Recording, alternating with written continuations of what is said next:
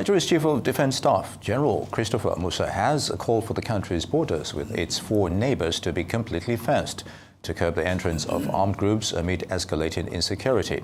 Defense Chief, who spoke at a security conference in the capital, Abuja, said border management is very critical, citing Pakistan's 1,350 kilometers fence with Afghanistan, Saudi Arabia's 1,400 kilometers barrier with Iraq as successful precedents.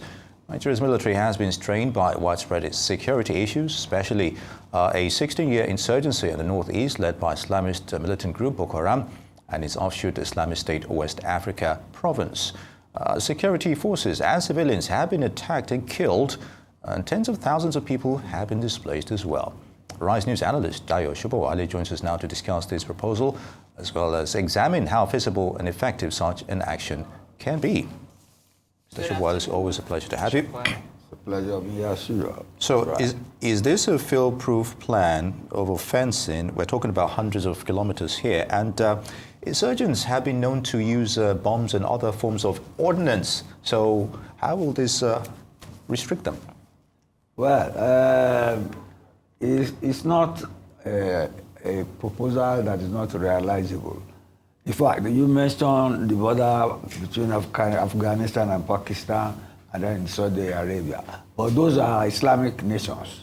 They are more used to terrorism than the rest of the world. But you see, look at the US and look at the 2 presidents you have in the US, Biden and Trump. In Trump's first term, to stem the tide of illegal drugs and human trafficking from Mexico, from Latin America, he built a fence. He built a fence. When his successor came in, that one wanted an open border. They demolished the fence. And crime, fentanyl, got in. And Trump campaigned on that and won election. He's there now. He will build, he's curtailing it. In fact, the trade war is predicated on fentanyl smuggling from Mexico and the source being from China. That's why he started his trade war against China, Canada, and Mexico. So it's an issue of security and the safety of life and property of people. Trade can go on without international trade can go on without interfering with the security of any environment. But in our own case, what this chief of staff is saying is very clear. Even if you've been to our borders in the north, you will know that we are a big nation. They are porous borders. Even you see the custom people, they will slip off. And some people, when they want to enter, they will leave the barrier and go and come in. And you know, we have a vast area in the northeast. And you see, this Sahel region, many people are leaving the Sahel and coming down south to the Mediterranean. To the Atlantic Ocean, city, to the coastal cities all over West Africa. So it is a call that should be heeded by government, because you don't have the manpower to really patrol the borders.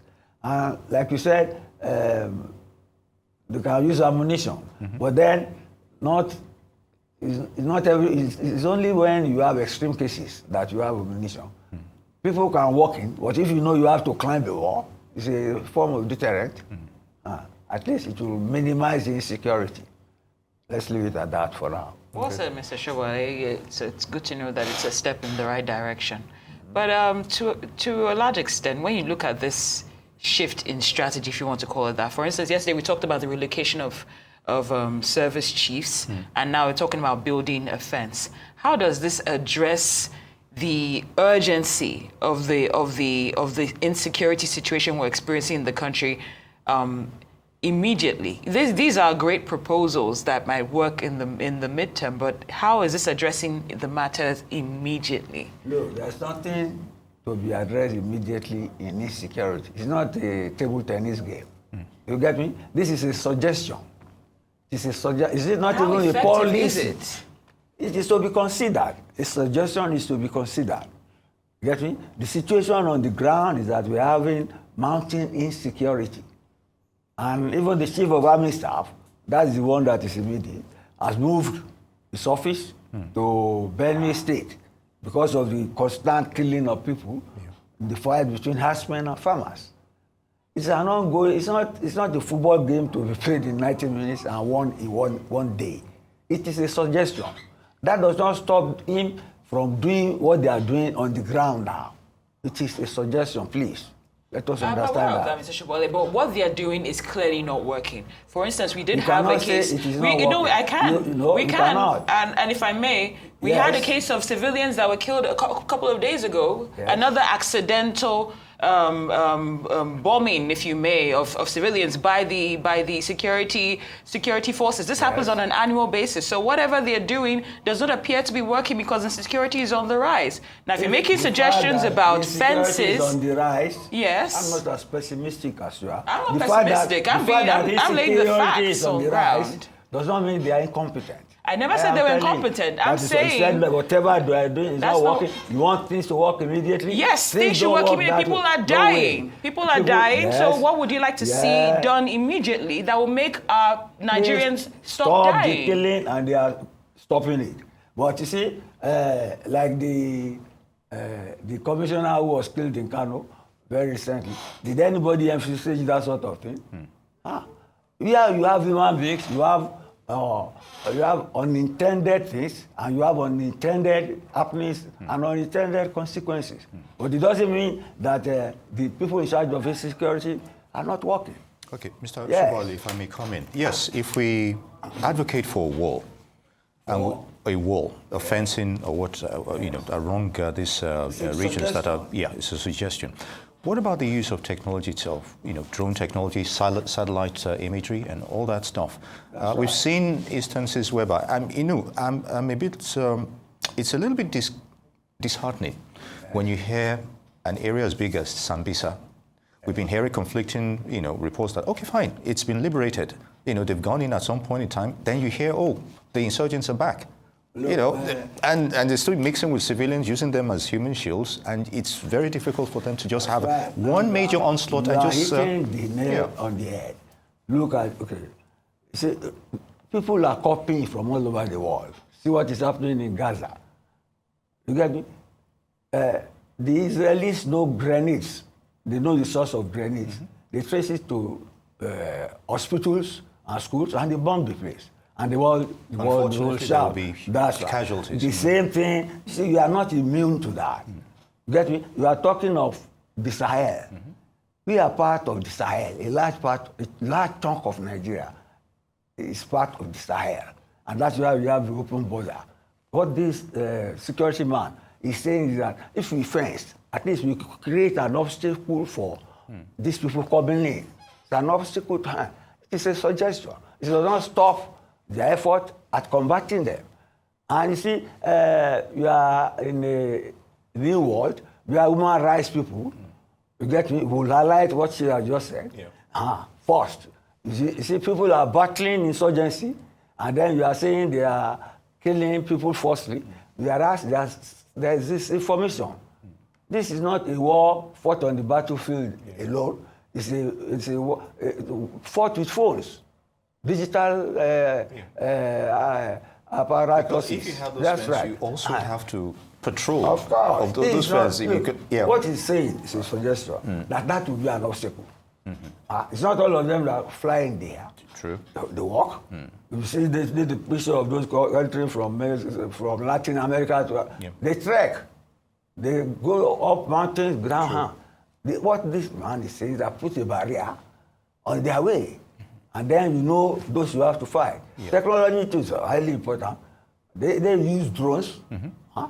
But you see, we should not use drones to kill our own people. And that is inefficiency. But you see, they are combating these people. But you have forgotten another thing. There is cultural interactions between them. There is the religious, cultural, how do I put it, handicap involved in this thing. You get me? There is a religious element. We have the north is largely Muslim. The whole of the north of West Africa is largely Muslim. And they are Fulani all over, Ghana, Nigeria. They are all coming down. And most of them are coming to Nigeria because of our wealth.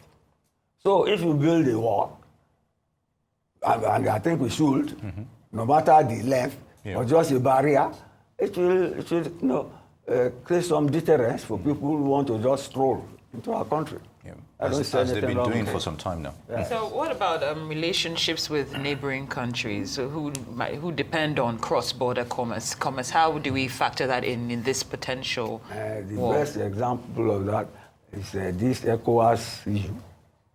And that's the best example. You know a lot about it. Huh? You know, we have 3 states now in ECOWAS who are not part of it. And when President is still the president of chairman of ECOWAS, when he wanted to do the thing in favor, something in favor of democracy, you know, it was almost an uprising in the north that these people are our cousins. That's the social-religious element, and even the army fighting. You get me? Those who are of a particular faith are less locked at or have empathy for the enemy they face in the field. That's an obstacle too. You can't build a wall for that one, but we have to find a logical solution to that too. Mr. Sobowale, General Musa has made a very good suggestion, as it were. But what should he do to follow this up? It's not just to make this, okay, fine, we could have this. It's a way out. What should the military do to follow up on this suggestion to a large extent? Let them prove of their combat readiness, intelligence, get me? And the use of digital weapons to sort out and fish out the culprits. Get me? Not only at the borders, wherever they are, deter them and let them run away. That is all we need. Also convincing the government to buy into the idea. That's exactly where I'm going to. That is the issue. See, Musa is not meant to be terrorizing. He has been terrorizing so much. But maybe that is why what is annoying some people who are in haste. He should be talking on the battlefield. Get me? Not identifying the problems. He should be solving the problem on the battlefield. You get me? So that we are all safe and we are not in this quandary we are now. Yes. Okay, Mr. Sobowale, one of the things that has been brought up in the past by probably other analysts or security analysts is the lack of coordination when it comes to the security forces. That they see more collaboration or more, or the terrorists being more in sync as opposed to what we see with our security forces. How do we do more? What's the investment that needs to go into that so that there is better use of technology and better collaboration amongst the security forces? Well, it's performance. Security is performance-based. And if you say you have defeated the enemy and the enemy rears his head somewhere, it means you have not defeated it. Let them reappraise their strategies and be more effective. That is all.